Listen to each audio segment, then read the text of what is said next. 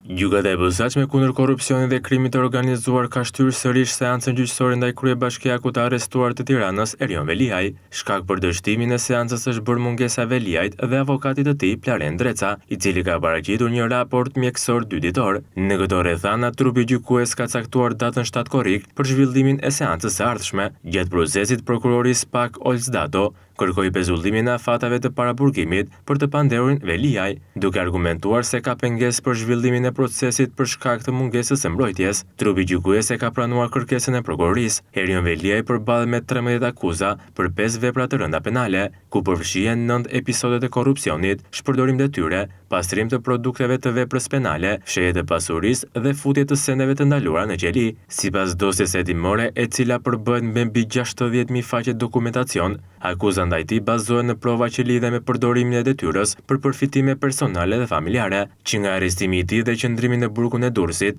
mbrojtja ligjore e Veliajt ka ndjekur një strategji të vazhdueshme për zvarritjen e procesit gjyqësor. Kjo taktikë ka përfshirë ndryshime të shpeshta të avokatëve, sulme publike ndaj prokurorëve dhe gjyqtarëve, si dhe angazhimin e studiove ligjore për lobim ndërkombëtar me qëllim kontestimin e procesit të drejtësisë në Shqipëri.